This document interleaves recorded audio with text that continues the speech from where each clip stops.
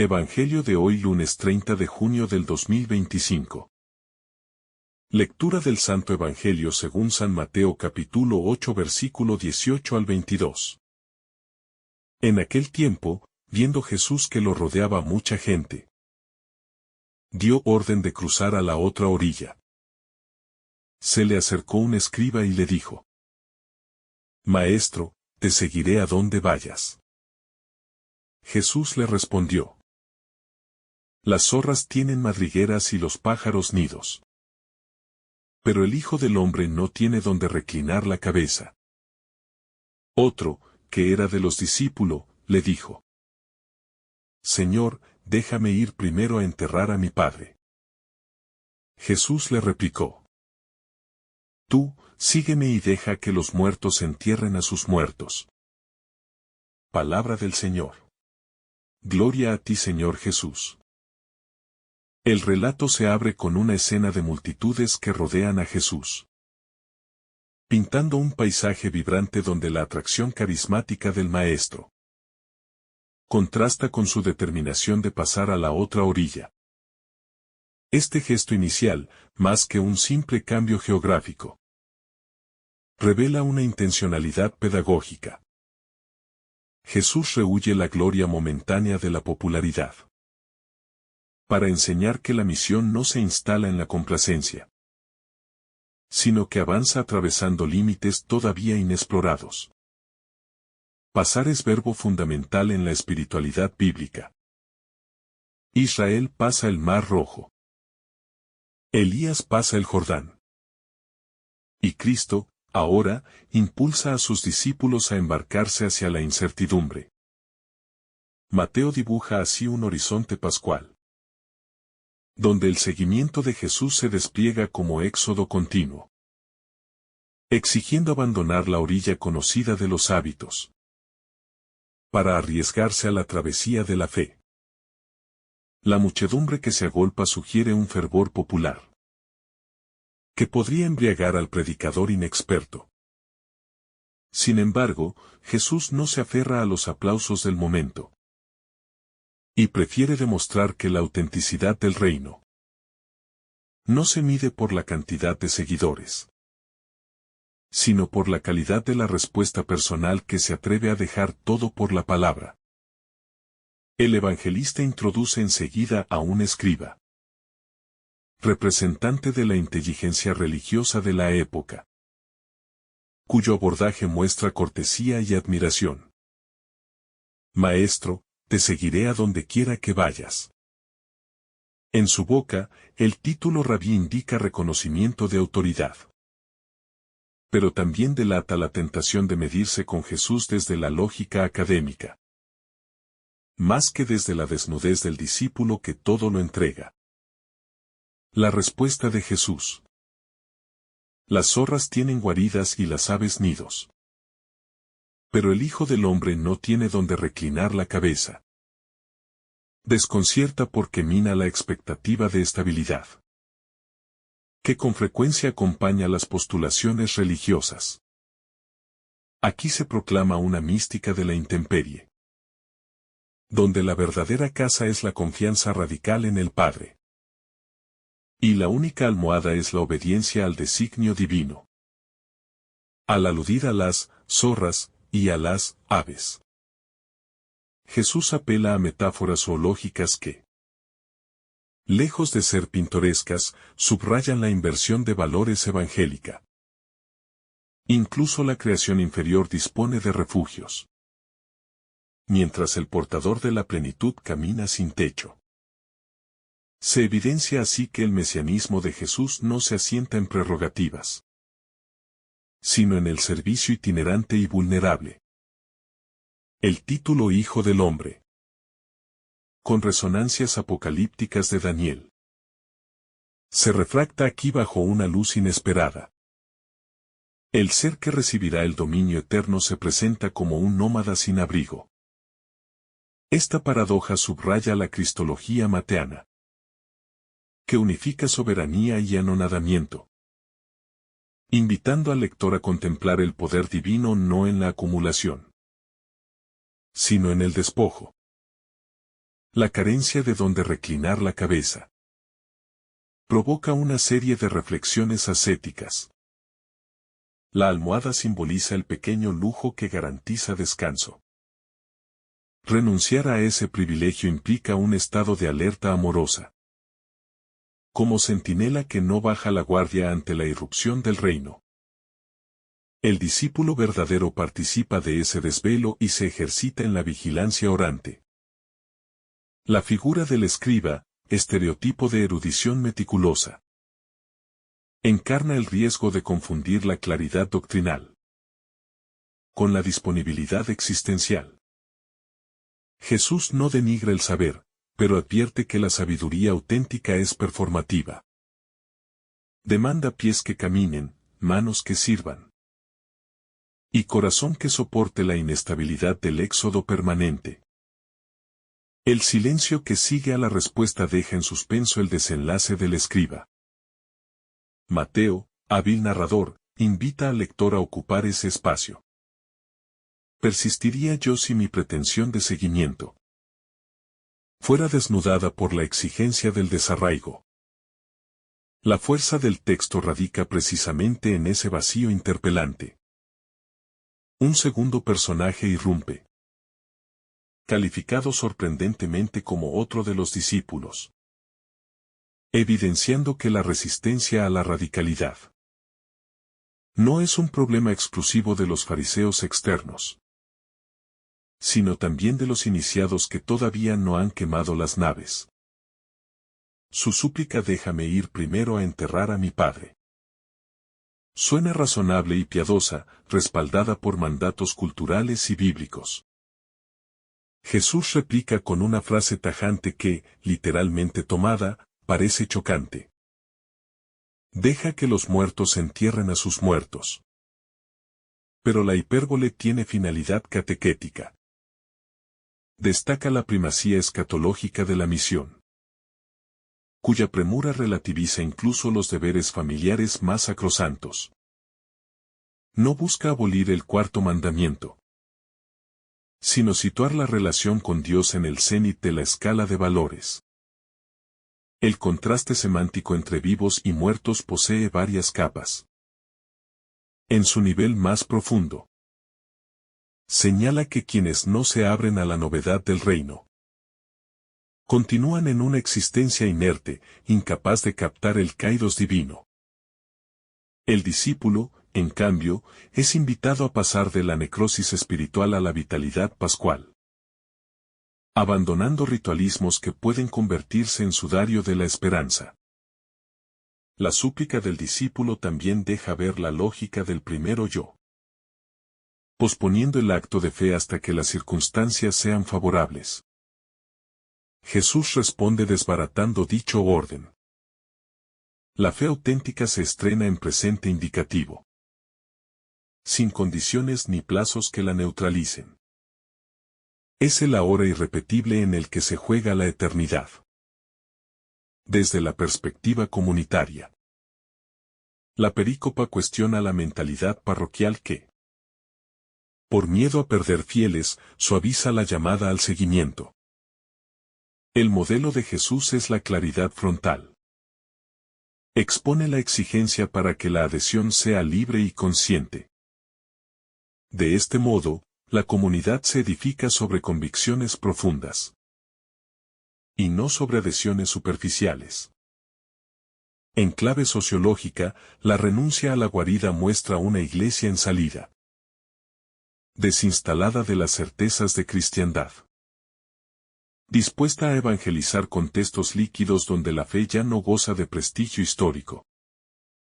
La precariedad del Hijo del Hombre se convierte en brújula para la pastoral del siglo que debe caminar ligera entre culturas plurales. La orden de cruzar a la otra orilla prefigura la futura misión a los gentiles. Al otro lado del lago aguarda la Decápolis, territorio mestizo. Jesús adelanta, así, una teología de la inclusión que rompe las fronteras rituales de Israel, proponiendo al discípulo no solo movilidad física, sino apertura mental y cultural. Espiritualmente, el tránsito constante señala que la fe es dinámica. La revelación no se contempla como pieza de museo, sino que se experimenta como respiración que exige exhalar lo antiguo, para inhalar el soplo nuevo del espíritu. Quien pretende fijar la tienda en la emoción inicial, corre el riesgo de idolatrar un momento y perder el devenir prometedor de la gracia. La muchedumbre expectante simboliza las voces internas que reclaman éxito, reconocimiento y seguridad. Jesús, al apartarse, enseña a discernir la diferencia entre popularidad y fecundidad. Muchas veces, el camino hacia la otra orilla supone renunciar al aplauso, para abrazar la fecundidad silenciosa de la entrega sin testigos. El escriba representa, además, el desafío de la intelectualización de la fe. Te seguiré donde quiera. Puede volverse un eslogan estimulante, pero hueco si no se traduce en disponibilidad concreta. La verdadera teología se verifica no solo en libros, sino en la almohada ausente que prueba la coherencia entre discurso y praxis. El segundo discípulo proyecta una tensión intergeneracional. La obligación filial de enterrar al Padre confronta el imperativo profético. Jesús no niega la honra de los ancestros, pero invita a dejar que la historia concluya su ciclo natural, mientras el discípulo inaugura una historia nueva sostenida por la vida que no muere. En términos psicológicos, la falta de un lugar donde recostar la cabeza refleja la invitación a salir de la zona de confort. La inestabilidad existencial detona procesos de desapropiación que permiten al yo ser moldeado por la voluntad divina. Sin esa intemperie, el deseo de posesión inmoviliza el crecimiento espiritual. La frase sobre los animales subraya que Jesús no condena el deseo humano de seguridad. Simplemente lo relativiza. Recuerda que la plenitud no radica en la tenencia sino en la pertenencia. El discípulo se reconoce peregrino, hospedado en la fidelidad de Dios, y experimenta la paradoja de la paz en medio de lo provisional. Una lectura ecológica sugiere que la precariedad evangélica fomenta respeto por la tierra. Al no acaparar madrigueras ni nidos, el discípulo reduce huella. Practica la sobriedad y colabora en la custodia de la casa común. Así, la intemperie de Jesús se convierte en protesta contra el consumismo depredador. El mandato sígueme se repite en toda la escritura como eco creador. Es la voz que llamó a Abraham a salir, a Moisés a liberar, a los profetas a proclamar. Ahora, en labios de Cristo, resonará hasta el fin de los tiempos, convocando a cada generación a la aventura de la confianza sin garantía terrestre. Mateo coloca estas dos reacciones una tras otra, para exponer un examen de conciencia dual.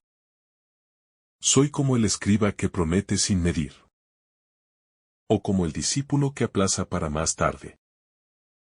En ambos casos, Jesús propone una tercera vía: despojo inmediato y obediencia gozosa. No como peso sino como liviandad liberadora.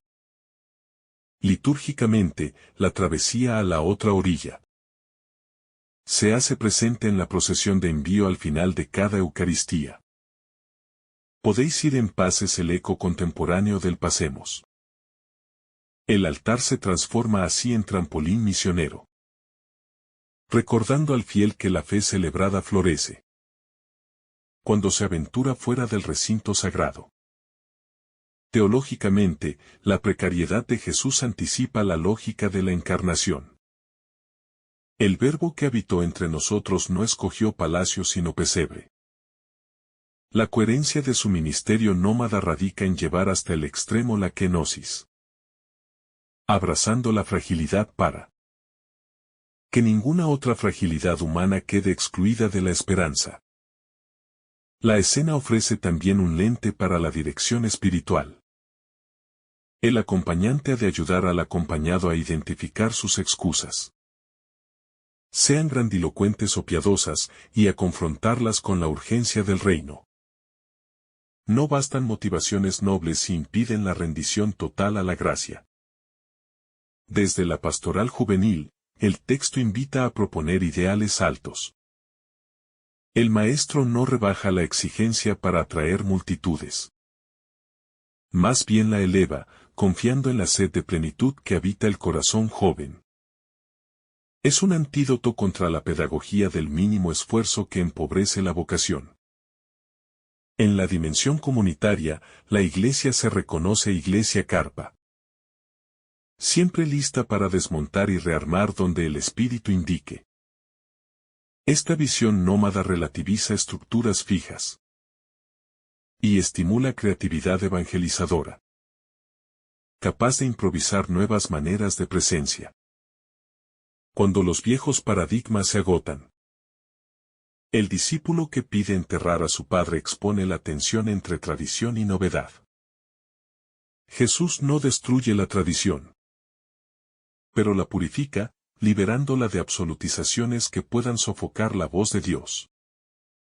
El reto es discernir cuando la memoria honra la fe y cuando la fosiliza.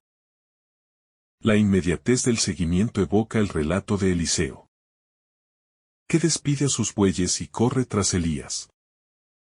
El reino no admite pesquisas burocráticas ni preparativos interminables.